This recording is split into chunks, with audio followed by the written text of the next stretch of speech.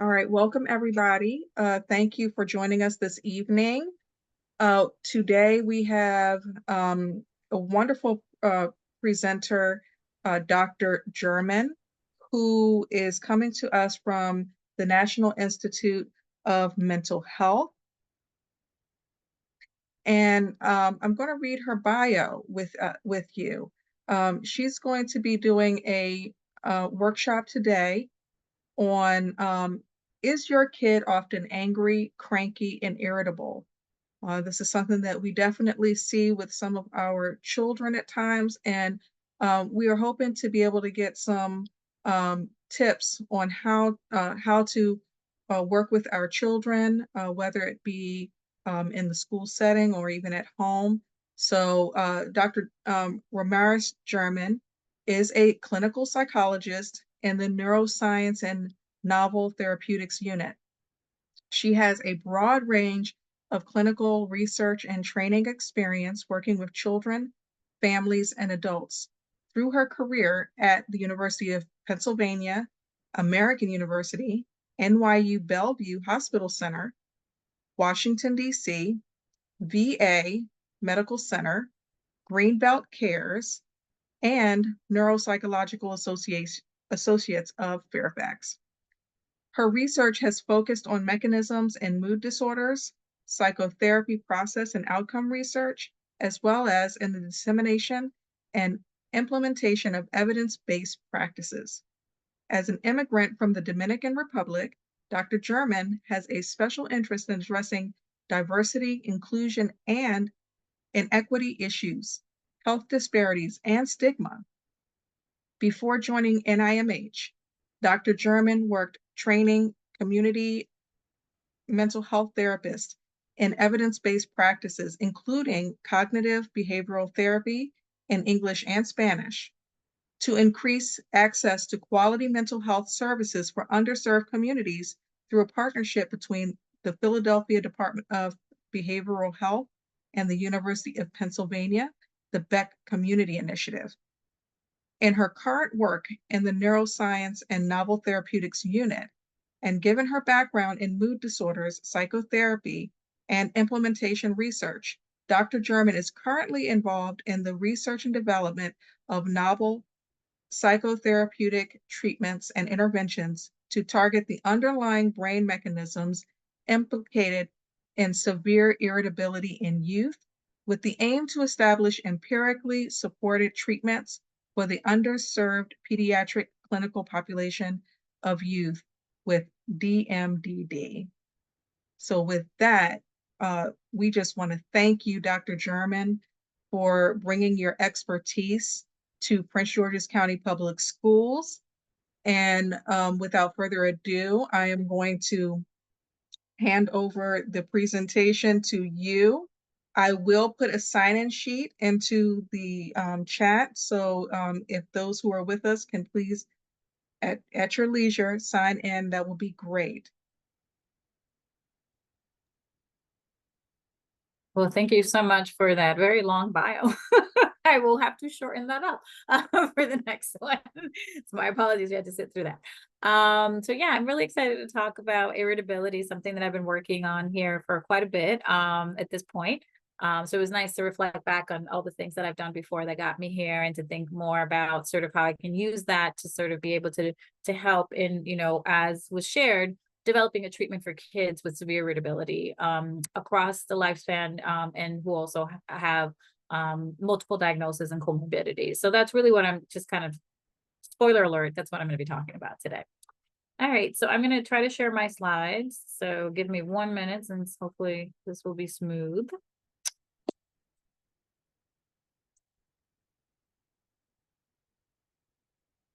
All right, can you see my slides?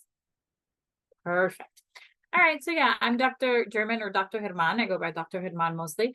And I'm very excited to talk to you this week, particularly because it's Children's Mental Health Awareness Week. So I think it's really important for us to think about, children's mental health. We know that obviously we're in a bit of a crisis here when it comes to children's mental health. And, when we think about children's mental health, I could think about many, many kind of disorders and symptoms, but irritability would be one of them, right? In terms of the things that we see and the things that we worry about and things that we want to sort of make sure we address and take care of. So before I start, I do want to make sure that it's clear that I have no conflicts to disclose, as well as all the research that I'm going to be presenting today. It has been funded by the intramural research program here at the National Institute of Mental Health, or NIMH. So what am I going to be talking about? Before I get started on sort of like ultimately what we're doing, I want to talk a little bit about what is irritability. I want to talk to you a little bit about a DSM diagnosis that kind of covers irritability. I'm going to then talk a little bit about why it's important to study irritability, which is what we're doing in my lab. And then ultimately, I'm going to talk about a novel treatment that we're developing for these kids. So let's start a little bit with the why, right? The impact factor here. So irritability is one of the main reasons why children present to their providers for treatment. And sadly, there are few effective treatments for irritability in general. So the goal really is to develop interventions that address particularly one diagnosis that is in the DSM-5, which is disruptive mood dysregulation disorder. And in order to do that, we're thinking of this treatment that we've developed, which is called exposure-based cognitive behavioral therapy for irritability. And towards the end of the talk, I will walk you through what that looks like. So let's start with a case example. Let's call him Junior. So Junior has been having temper problems all his life. Here you can see he's a grumpy grumps, and he tends to have temper outbursts, sort of get irritated, yell or scream whenever anything's asked of him, when any demands are placed on him. Particularly transitions are really hard. Let's say when, you want him to kind of, when you get home, if you need him to sort of change clothes and go start getting ready for the evening, maybe asking him to have dinner, or especially to change from screens to doing homework, that would be very challenging. So he always tends to have an outburst, which then makes parents feel like they need to walk on eggshells. So at the age of 4, he was diagnosed with ADHD because he tended to be extremely hyperactive. Give me 1 second here, my apologies. And he was having some hyperactivity, some impulsivity as well. Despite that, he still was having temper outbursts though. So he was still kind of grouchy as well. He was still kind of in this grumpy mood. And he was continue to have these outbursts that I was talking about, and they were verbal and physical. So verbal would be like yelling, screaming. Physical would be like, throwing things or breaking things sometimes intentionally, sometimes not intentionally, just kind of impulsively breaking things. So what happened was that despite him having that ADHD diagnosis and being treated for ADHD, he continued to have these symptoms, right, that I discussed. So ultimately, this led to him being diagnosed with disruptive mood dysregulation disorder. So let's talk a little bit about then irritability, because that's the kind of kid that I want to describe for you, is the type of kid like Junior who may have this ADHD, but also at the end of the day, still with the ADHD being treated, continues to have this grouchiness and this sort of temper outburst. So what is severe irritability, or what we're going to call clinical irritability? So first of all, it's an increased proneness to anger relative to peers, right? So they're prone to getting angry more than their peers. So that's the frequency piece. So angry more often. They tend to be angry for longer periods. So thinking of like the duration, right? They tend to be long. So they might, some kids might get angry for 5 minutes and then get over it. These kids sometimes, I've had parents tell me about 30 minutes, an hour. So they tend to be angry for longer. And then ultimately, what the types of things that make them angry are sometimes it's little things that you would be like, why are you angry about that? So they're more easily annoyed than other kids. So when you think about it, so what is severe irritability? Sort of when these three kind of collide, right? So the frequency, they tend to get more, they get to get angry more often. It tends to last longer, and it tends to kind of be for things that seem like should not be getting them angry. So when we think of severe irritability, we think about the two components of irritability. So we think about the behavioral component, and we think about the emotional component. When we think about the behavioral component, we think about increased motor activity. So thinking about their arms and their legs. Like I think when I talk to the parents who are in the treatment, like what are their limbs doing, right? If they're they're running away, or they're trying to kick the door, or they're just kind of moving their arms and legs, right? And then there's that physical or verbal aggression, right? And then there's that's what we're calling outbursts, right? That's that behavior piece, something that you can see that behavioral piece that, oh, this kid's angry. And then there's that emotional piece, which is persistently feeling angry, and that chronic irritability, which is the mood piece. So, right, when we think about, if you think about Junior, right, what did I say? Even though his ADHD was treated, right, he still had grouchiness, which would be the mood piece. And then he still got into like these verbal or physical outbursts. So, or sort of had these like lashing out periods. So I think we have seen temper outbursts. This is from Inside Out. I guess she's trying to create this deck of cards. The deck of cards fall, so she becomes frustrated, and then she's like, angry. And if you've seen the movie, this is Lewis Black's character, who I think it's a perfect casting for that role, where he's super angry because, right, it's frustration. In this case, she was trying to create something and then it fell through, right? Sometimes when we think about, well, when I try to, if you have a goal that you're trying to achieve and somehow it gets thwarted, or you're unable to complete it, all of a sudden you're going to get angry. So there's different levels to it though, right? So you're thinking, well, it depends on the situation, depends on what's happening. So we like to classify temper outbursts based on sort of some of the behaviors that we see. Like, let's say, right, we were talking a little bit about the verbal, we were talking a little bit about the physical. So we classify based on the verbal and the physical behaviors that are being manifested by the children. So let's start with snapping or talking back, right? When we think about the bottom being sort of like, lower level, and then the top being higher level. So sort of like mild, moderate, severe outbursts, right? So when we're thinking about snapping or talking back, we would consider that to be mild in the way we think about it as researchers. Mild arguing, right, has the word mild in it. So that would be mild. Maybe some name calling, that would be mild. Now we're starting to get more into the moderate level, right? Raising their voice, yelling or screaming, let's say. Verbal threats, right? Oh, I'm going to hit you, or I'm going to throw this at you, right? So that would be a verbal threat. Clenching the fist or raising their arms like they're going to hit, but not actually hitting. That would be in the moderate level. Throwing things, we still consider that in mild level. So throwing things, not for the intention to break it, but just because they're so frustrated, right? If like throwing a remote on the floor, let's say if they're playing a game and something happens. So that would be in the moderate level. And then in the severe level, it's sort of what you would expect, right? Physical aggression towards other or vandalism in a way, right? Using an object to harm, breaking some belongings, punching or kicking, and then shoving or slapping, right? So any kind of physical contact, physical behavior. One thing sometimes that gets hits on the severe level is like shoving or brushing people. Any kind of physical contact will be in the severe level when we think about how to classify temper outbursts. So, I kind of talked about sort of, right, the behavioral component, the mood component, and then talking a little bit about what the behavioral components in terms of what an outburst looks like and how to classify an outburst into mild, moderate, severe. So what leads to these temper outbursts? What leads to these anger triggers, right? What are those triggers?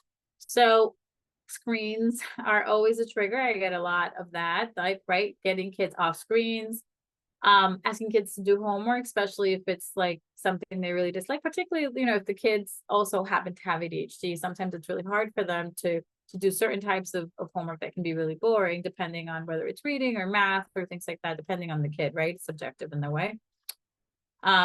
This is a very old meme, but like maybe you take some of their food without asking. So that could be a trigger in this case.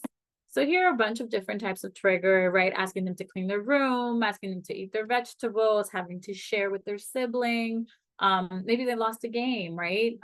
Sometimes these kids, maybe they won the game, but they themselves didn't score, or they're disappointed with sort of their performance. Sometimes if you're out, if they want a candy bar or if they want a toy, so that would be a challenge as well. So again, thinking about those pieces would be what we think of when we think about what are common triggers. And sometimes in the playground, right, playing with other kids or sharing things. So what is the mood component? Chronic irritable mood, right? I'm thinking about Grumpy Cat here. Or Krabby Patty. So thinking about this chronic mood, right? They're angry about 50% or more of the time, where they just kind of woke up angry. Like their predominant mood, some of us, I would say, right, clinically, like we call it euthymic. So but then in general, these kids kind of, when you think about what their baseline is, what are they generally? They're generally just irritable. um so not specific outbursts, but general level of grouchiness or grumpiness, right? So these are some of the words that parents use to describe these types of kids. Grumpy, grouchy, crabby, cranky, moody. And then in general, we always hear, I would say, when we're doing the screens, we hear 50% of the time, oh, I feel like I'm walking on eggshells. It's like, I think of double dutch and like trying to find the right way to kind of get an in. And that's kind of how the parents tend to react. So they tend to try to figure out how to approach the child in the right way. And this is what we call accommodation. So because the kid is so prone to anger, right? So prone to have outbursts, you can imagine quality of life issues here, right? In terms of, if your child is easily triggered by many, many things, of the things that I described that are just part of kind of being a human and living, particularly being a kid and living, parents are going to probably try to avoid having the kid having an outburst. And in doing so, then they might not do certain things, right? They might not go out. I remember hearing parents say that they kind of don't go to events anymore with the family, or they don't go to the pool in the summer because there's other kids there and the kids tend to get into arguments or fights. So really, it's about missing out on life. And that's why we think this is really an important area to research and understand. So thinking about all those pieces and why that gets in the way, and sort of how hard it is for parents to, like, how did Johnny wake up today? Is he angry? Is he upset? So thinking about that, and like, oh, if I say this to him or her, like, how is that gonna play out? So I've been kind of trying to make this case, right? Why is it important to study? Well, I feel like I've tried. So let's see if I just keep kind of harping why this is important to study. Well, there's the public health impact, right? In terms of having kids who are irritable. Irritability, like I said earlier, is the most common referral reason for psychiatric evaluations and care for children. Also, there's been some longitudinal research that's been done that shows that kids who are irritable tend to have impairment as adults. Particularly, they tend to have academic problems. You can imagine how that can be problematic. I mean, we're in a school system, we're talking about this in this setting, and we could understand how having a kid who's sort of dysregulated in this way would be very difficult for them to pay attention and do well in school, if they're constantly grumpy, and then if teachers have to figure out a right way to approach them as well. Kids who were irritable also tended to have sort of higher levels of suicidality later on. I know higher levels of also depression and anxiety, as well as poverty. And that's what Copeland found in his study. So essentially, what happened was, for these particular types of kids, the diagnostic manual, the diagnostic system, I'm sorry, was developed, and then the disruptive mood dysregulation disorder was added to the diagnostic manual that describes these types of kids that I just talked about, kind of like Junior. So let me walk you through what that looks like. So disruptive mood dysregulation disorder is composed of multiple criteria. So first, you need severe recurrent temper outbursts. So what does that mean? So either verbal rages or physical aggression toward people or property. And they have to be kind of out of proportion, right? It has to be out of proportion. So when you think about the Venn diagram with the frequency, the threshold, and the duration, think about the threshold piece. So it has to be out of proportion and inconsistent with developmental level, right? You would expect a very young child, similar to the one you heard here, who might have temper outbursts, right? They're a toddler, or they're cranky about little things here and there. But then if you have a teenager who's sort of having a tantrum in the way that a toddler would, that's not consistent with developmental level. So that seems to kind of hit in terms of this criteria. Also, we added the word, we did it, but the DSM talks about severe, and you can kind of see what severe is when we're talking about the different levels of terms of severity. And then it has to be at least 3 or more times a week, okay, in terms of meeting that criteria for the severe temper outburst component. So that would be your behavior component. And then here you have your mood component, and that's like persistently irritable or angry most days. So that's 51% of the time. And then it also has to be noticeable by others, which is not really written here, but that's part of it. It also has to be kind of pervasive across domains, across different areas of where, where children sort of tend to be, right? So it's not just at home, because that could be a home problem or assistance problem, but also either at home in school or at home with peers, or at least two out of three domains. There has to be some form of impairment in order for this diagnosis to be considered, as well as has to start before the age of 10. We want to give kids an opportunity to develop. Every kid's not the same, and the kids grow differently and develop differently. So irritability, as well, in terms of having kids after the age of 6, because we do expect some sort of tantrumy behavior at certain ages when kids are very young. And then obviously kids who go into puberty, those mood regulation issues can present themselves, particularly because of the hormonal changes that they're going under.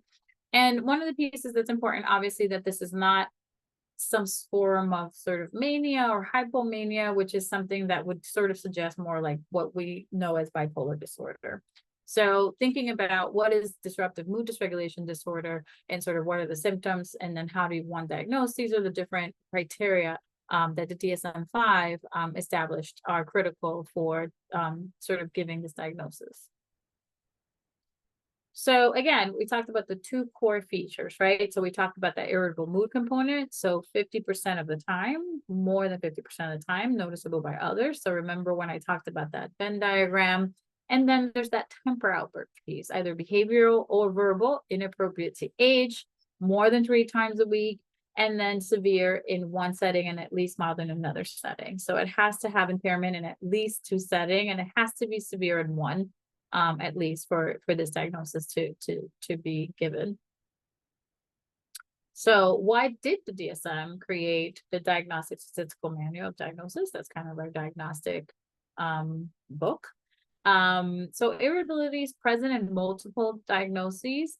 So for example, bipolar disorder irritability can present itself in bipolar, major depressive disorder, ADHD, because we talked a little bit about junior, right? And sort of you can see how that sort of dysregulation, that impulsivity, hyperactivity over time can be frustrating for children, and then ultimately present itself as irritability.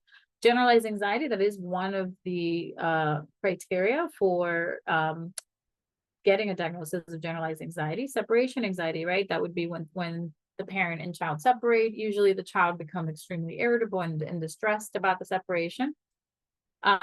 Social anxiety disorder as well. So being in a public setting sometimes can be stressful for people who have this disorder, and then that stress can lead to irritability. Panic disorder, PTSD, again, PTSD. So the ones in blue are literally, it's one of the criteria. So for major depressive disorder for kids, irritability, kids don't have to present as being sad. If they present as being irritable, that could get you at least the first criteria of that mood component for major depressive disorder in children. Oppositional defiant disorder, I think that makes sense. Like, kids who tend to be oppositional in a clinical way, they would also present with a lot of irritability. Conduct disorder, very similar, and autism spectrum disorder, right? Children who may have a difficult time seeing the perspective of others, and sort of understanding sort of this navigating this outside world in this way. Life can be pretty frustrating, and they can be rigid at times, right? So therefore that rigidity and that frustration can lead to presenting as irritability. So there are many diagnoses under which irritability is present, but a lot of these kids were being misdiagnosed with bipolar disorder, and it was through some of the work in my lab prior to my arrival here that it was just sort of understood that there is a different kind of what we call a phenotype or kid, and it's the kid that I just described to you that has these core features, and that's sort of what's creating problems for them, and that required a new diagnosis because it has implications for treatment, right? And it's sort of about how do we treat these children who are not bipolar, so they don't need lithium and they don't have these mood dysregulation issues in this way, but they're dysregulated in a different way. And the core symptoms of that dysregulation are that chronic grouchiness or grumpiness, along with 3 or more temper outbursts that are severe and chronic. So we wanted to understand this diagnosis a lot better. We wanted to understand it and compare it to other things like ADHD and anxiety and things like that. So what our lab has been doing for a very long time now, over 20 years, is done a characterization study of irritability. Characterization because we're trying to characterize what irritability looks like across the lifespan and development. So we have this non-treatment protocol where we try to look at brain and behavior of youth with different levels of irritability. We have healthy controls, which now we call typically developing children, as well as kids who have ADHD and kids who have irritability, but maybe have this oppositional defiant disorder, or kids who actually have the diagnosis, DMD diagnosis. So we have a current study where we're looking at the brain and looking at certain types of behaviors to see the differentiating features of those types of presentation of irritability, and how it presents differently depending on the diagnosis. So we're currently recruiting children that are 8 to 17 years old, again, with various levels of irritability. So I mentioned these diagnoses. Current major depressive disorder is exclusionary, just so that we know. And then why refer? Well, we do extensive phone screens. I was telling you a little bit about what I hear on the phone screens. And if the child is eligible, then we do a semi-structured interview. We use the case ads for the kids. And then you get to meet with one of us, either a PhD clinician, a psychiatrist. And then family consents, we will provide family with some diagnostic feedback and impressions about what we see in the children. And then children can be taking medications, and can be in current psychotherapy and treatment not provided at NIMH. So this is not the treatment trial. This is our big general trial where we're really trying to understand kids, and understand this construct or this idea of irritability. And then if enrolled, the children will get to be involved in different tasks. So behavioral tasks, imaging tasks, and digital phenotyping tasks. So I'll just walk you through what some of these tasks look like. So, behavioral, it's just computer tasks, playing games, looking at attention, frustration, memory, and reaction time. And then we can do some imaging tasks, which is looking at brain mechanisms related to irritability. And then digital phenotyping is a really fancy word for saying using like wearables and smartphones to kind of look at kids and sort of how they react to different situations and scenarios and how they feel throughout the day. So it's a way for us to really understand what we call characterization. It's really an observational study to understand what kids are like in terms of their irritability. So again, recruiting at different levels, and all these diagnoses can be included, as well as kids with no real clear diagnosis, as long as they have some form of irritability. So I just wanted to share that with you. And then I'm going to skip through these. So I want to get to the good stuff. So right now we're developing a novel treatment for irritability. So I wanted to kind of walk you through what our treatment looks like. So through our work with the characterization study and understanding these kids, we realize these kids do need a treatment. And I talked to you a little bit about the health impact, which would suggest, right, these kids need to be treated and need to be treated differently. They need a treatment that's different, that's not for bipolar or MDD or one of these disorders. So we're developing a new one. But before we do that, let me talk to you a little bit about sort of the treatment that is out there, because there is no treatment that's specific for irritability, just to be clear. But there is treatment out there for kids with behavioral challenges and difficulties, and sort of like the ADHD, some of the oppositional defiant disorders. So I just want to walk you through some of the stuff that's out there. So there's behavior management treatment, which usually focuses on what triggers the child, what are they trying to communicate with their behavior, and sort of what motivates the behavior. So reinforcers, punishment, and reward. There's also skills training. So teaching some healthy coping skills like psychoeducation on anger. Anger is adaptive and necessary. So how do we tell the warning signs? Maybe some of the breathing exercises, doing I statements, maybe learning a little bit about assertive training, like instead of being aggressive or being passive, how are we able to assert ourselves? So that's out there in terms of teaching some skills for anger, right? Thinking about anger, but not really irritability. And thinking about sort of what else is out there. Well, in terms of some of these behavioral symptoms like ADHD and oppositional defiant disorder, there's some parent management training that has been developed to help with this, which focuses on what's called instrumental learning, which is learning about contingencies for rewards and punishments. A lot of it focuses on being consistent so that you relay a very clear and consistent message to the child about what behaviors are acceptable, unacceptable, and how you reinforce those behaviors. and also creating clear limits and rules around the house, also anger rules and rules about how we behave and how we express ourselves in the home, as well as some social modeling, right? Modeling the behaviors you'd like to see in your child. And then there's always parental stress management. Are you attending to your own reactions and emotions? How are you managing them? And then how do you self-regulate or self-soothe? So essentially, there's another one that's called parent-child interactions, and that's more about increasing the positive interactions, decreasing the negative. Maybe talking about the emotional bank, where you have 5 positives to every negative interaction that you have with your child. So for every demand you make sure you provide them with 5 reinforcers or 5 compliments, one would say. Also, teaching you how to communicate effectively with your child, like effective communication to improve those relations and those interactions that you have with your child. So that's what's already out there. But like I said, there really isn't anything out there specifically for irritability, and irritability in a transdiagnostic presentation, right? That's kind of agnostic of the diagnosis of the child. So we started to think a little bit about exposure therapy. So what is exposure therapy? So exposure therapy is behavioral therapy for the treatment of fear and anxiety. So some of you, this is a form of cognitive behavioral therapy or CBT. So anxiety usually leads to maladaptive avoid responses. So if you see the little girl here, she's kind of hiding. It's like you think of a turtle in a shell, right? If we're thinking about anxiety, we're thinking about social anxiety, right? It's that kid when you ask him to sort of give a speech, he's like, no, no, no, no, right? Or the kid who likes to sit in the back, put his hood on and doesn't raise his hand, right? So that's what we're thinking when we think about that anxiety component. So exposure treatment is a treatment to try to treat the anxiety. So essentially, patients repeatedly faces a threatening object or situation. So they're exposed to this feared stimuli. So you create a hierarchy first. So you go from 0 to 5 to 10, sort of how anxious, how afraid are you of this particular scenario or situation, right?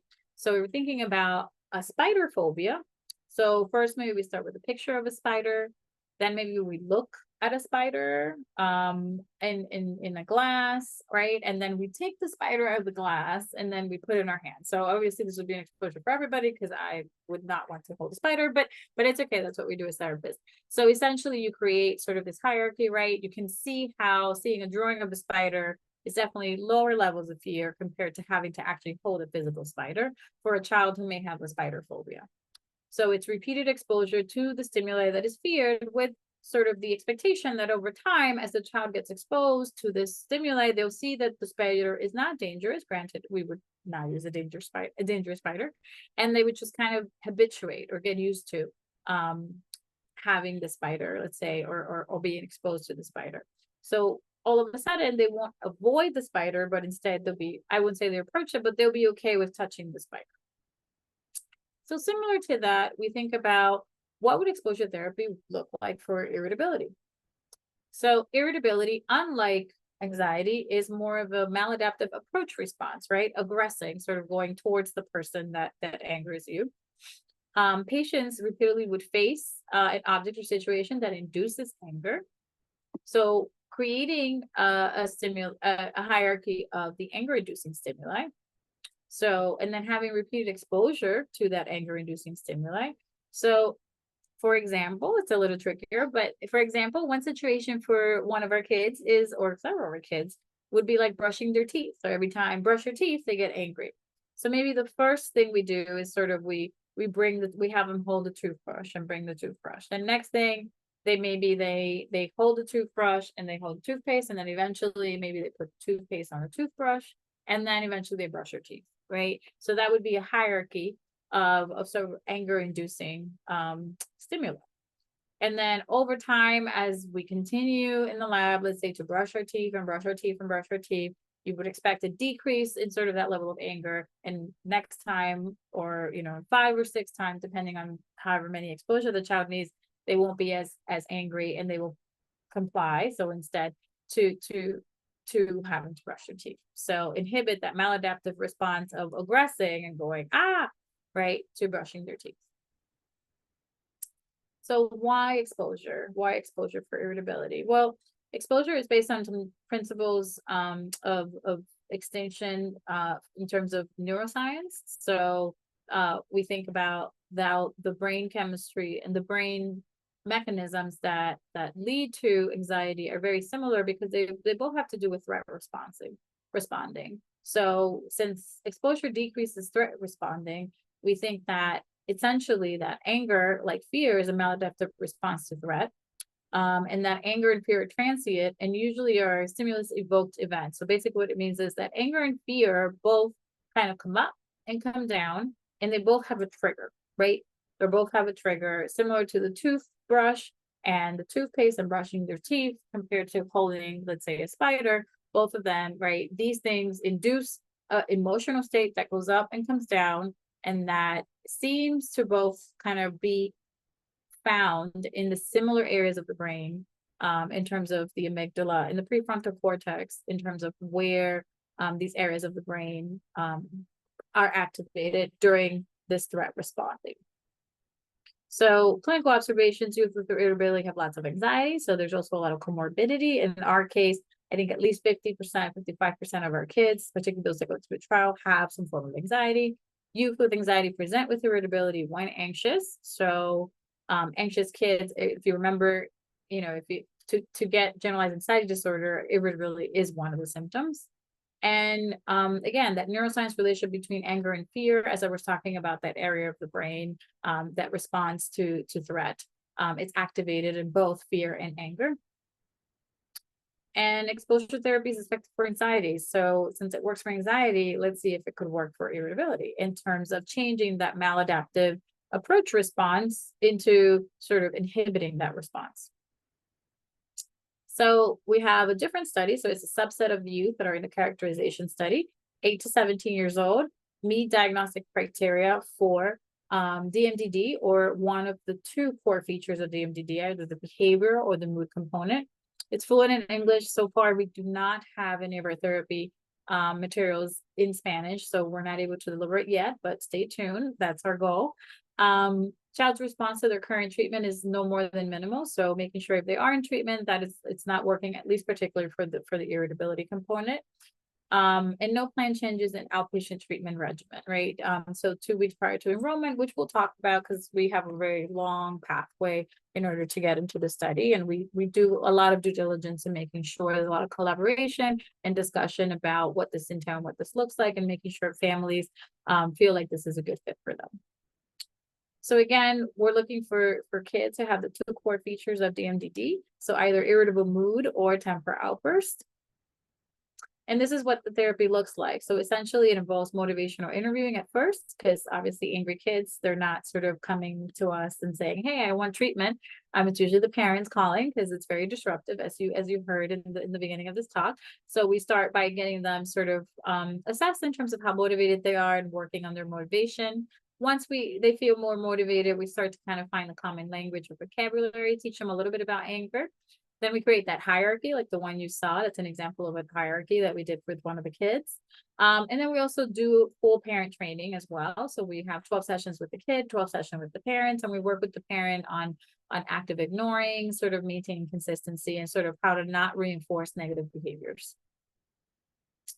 So this is an example from one of our kids in terms of how his anger feels, and sort of drawing, I call this the gingerbread person when I do it with the kiddos.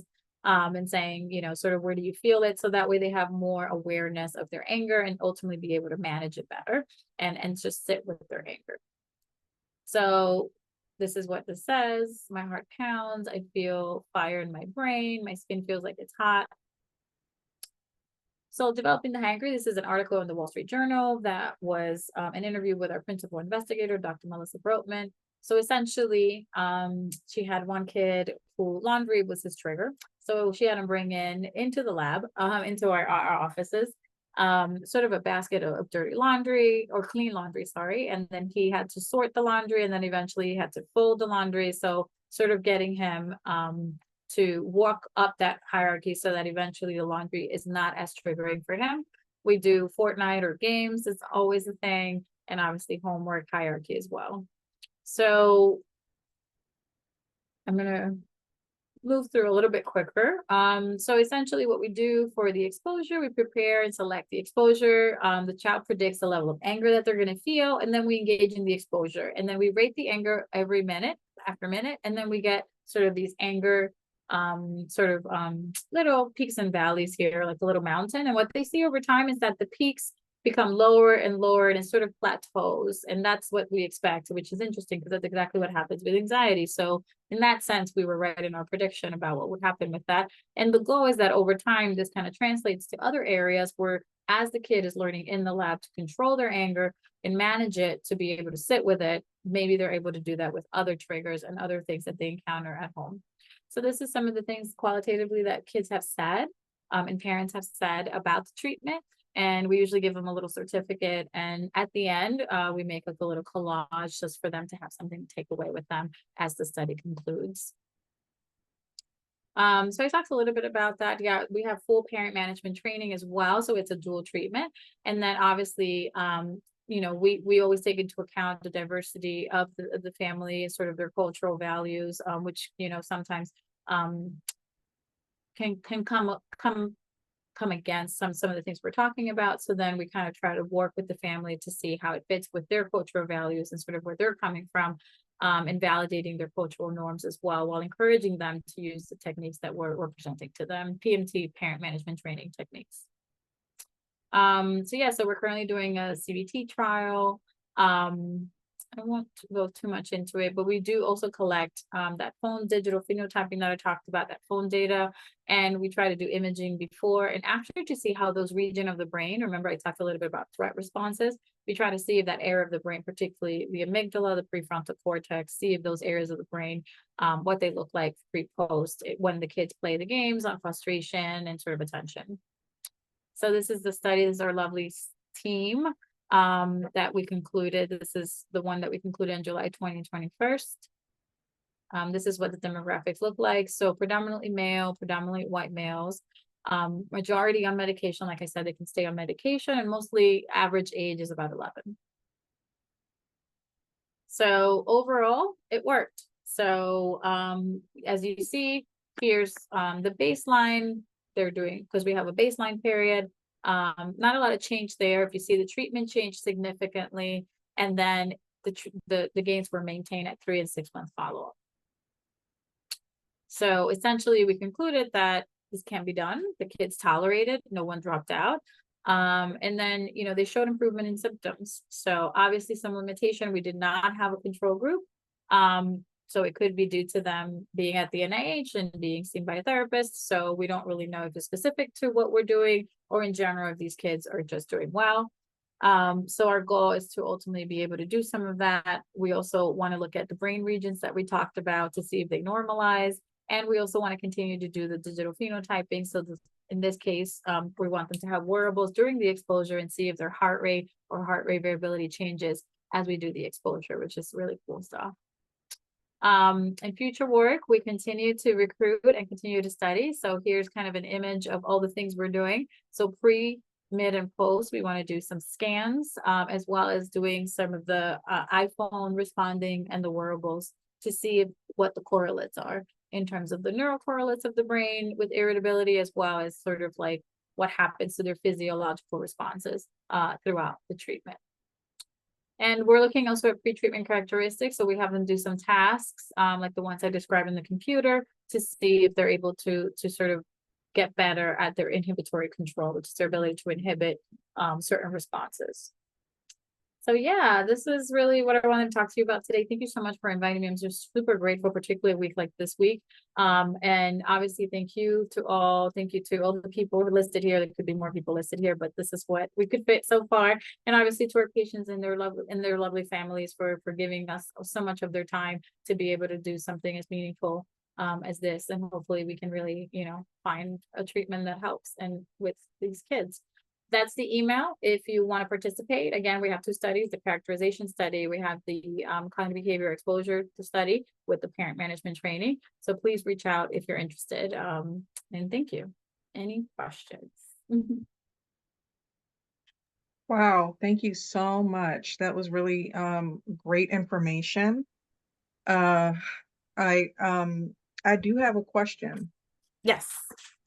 So everything that you were talking about is just so relevant to many of our children and our families that we're serving in Prince George's County Public Schools, just dealing with the irritability. I love the fact that also there's the distinction between that there is a specific category to treat in irritability and grumpiness because far too often we're seeing, children overdiagnosed for really serious conditions and then provided treatments that don't really always work for them because you're treating the wrong thing.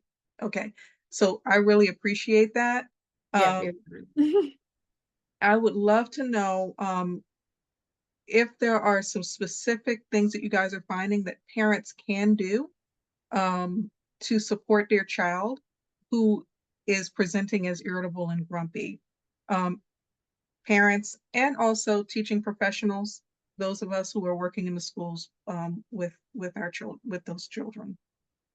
Yeah, absolutely. So I think first of all, again, I think it's hard to tell. I think one of the biggest questions I get from parents is sort of, is this normal? Right? Is this clinical or normal? I think definitely I would encourage to talk to your providers and talk and get your children evaluated if you're really concerned. So I think that's another piece. Don't forget that, irritability is one of those pieces. I feel similar to some other symptoms that could be sort of like, oh, he's just willful, right? He just doesn't want to listen, or he's just, there could be other things happening. Sometimes it might just be ADHD, not just, but it could be just ADHD or something else that's going on. Again, as a clinician, I see a lot of that. And then just making sure that you get your child evaluated, because there's so many things that could be going on, and they just might not be able to sit still. They just might not be able, so they're getting grumpy and you're getting mad at them, and then they get mad at you, right? They might not be able to control their impulses or inhibit, right? That's what we're looking at. So I would say for that, first of all, let's have a compassionate understanding of what's going on, and make sure we consult with professionals who see tons of kids, so they can tell you, right? Oh, no, no, no, don't, you have nothing to worry about. And here's some strategies. So in terms of to do, I think some of the things that we teach that parents love and find most helpful, I would say it would be active ignore, right? Active ignoring certain types of behaviors, setting limits on things, being very clear, consistent. I was just talking to somebody maybe like an hour ago, right before I joined the call, and they were talking a little bit about, they're talking to parents right now. So we're kind of talking to our parents to see what they think was helpful. And really what we're hearing in a lot of what they're saying is emotion regulation, being able parents to regulate their own emotion, right? And as a parent of a young child, as you might have heard her, there are times when they kind of test our patience. And I use that phrase strategically because I think it's about working on our own emotion regulation skills, working on our own patience, so that, again, that's why I want them to be evaluated if there is a concern, because that can help us conceptualize and understand that there are limits to what we're asking our children to do. And maybe it's really about that. And then us being able to then work on ourselves, take that step back and take that deep breath.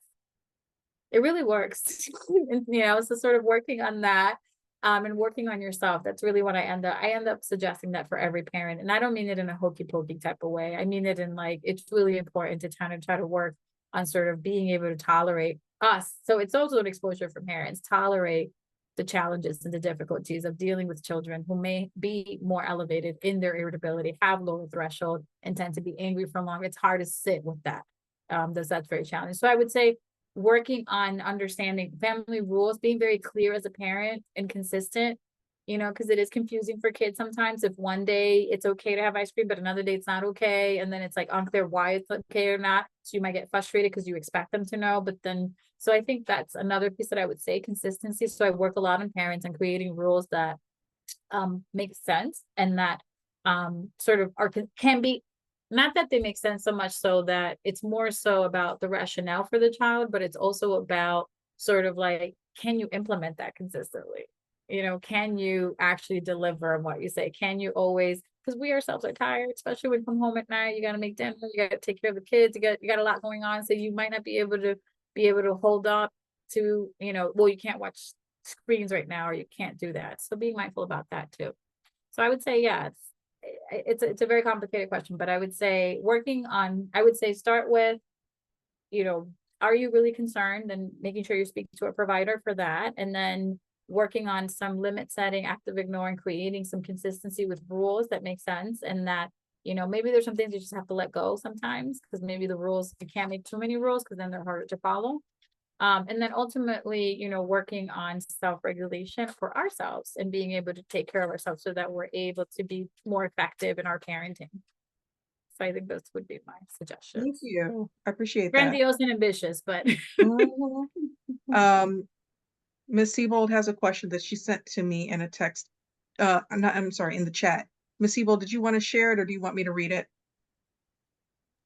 I can go ahead and do that. I was wondering if there's a research-based questionnaire that can be used at the school level to identify this so that we could be better able to work with our particular social emotionally affected students. yeah, so I don't know. So what it's interesting though, our lab, one of the person who used to work at our lab, so we use the effective reactivity index, the ARI. So that's what we use to identify irritability specifically, because again, I'm talking about irritability, not anger. So I think that's what we use. That's a really good question. I don't know if it's public domain, and it's not something that has cutoff per se. So it's something that we use so you can assess and see. Something else I was talking about, see the level of irritability in the house, in terms of what they have. What's challenging about this is, the way we do, we do full diagnostic clinician administered batteries. So, Right. that's what we use in order to identify this. So that's, in order to deem something clinical, I think clinician would need to be involved in that process. So, but yeah, but that's what we use, the effective reactivity index. I'm not sure if it's public for assessing, and it's a child report and a parent report one. And it has questions about both that mood and behavioral component.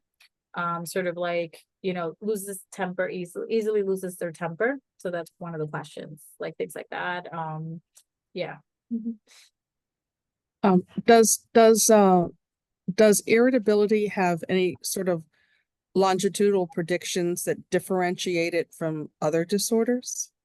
Yeah, it's a really good question. So that sometimes I included in the slides, and I didn't today. So what's interesting about readability and why the lab thought it was, thank you, and why the lab thought it was important to study is because a lot of these kids, like we were talking about, were diagnosed with bipolar disorder originally because that's what they thought was going on. But then what we found is that these kids over time longitudinally, they don't develop bipolar disorder. They actually tended to develop, more likely to develop anxiety and depression. So that was really fascinating. What kind of drew our lab into thinking that this is more of that sort of that mood disorder piece. So and it's what I see anecdotally sometimes, like with kids, it's like maybe as you uncover sort of this, and when you think about it, for kids, irritability is one of the symptoms of depression, and irritability is one of the symptoms of anxiety. So I think that that's where those things kind of are connected in that way. So this kid, sometimes I can see the depression, sometimes I see the anxiety. Current depression is exclusionary, so I can't really speak too much to that in terms of the kids that I see here. But previous sort of episode or adjustment disorder, which can have some depressive symptomatology, is also can be included. So I think that that's what made it somewhat unique. And just how I think overall it's very impactful to the family, right? It's very disruptive. So Yes.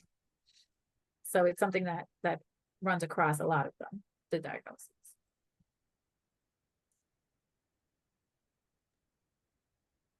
Okay, are there any other questions?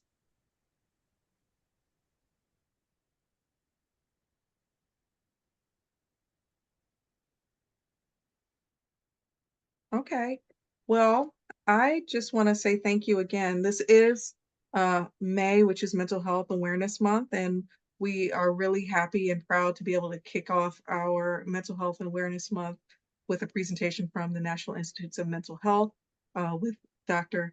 Herman.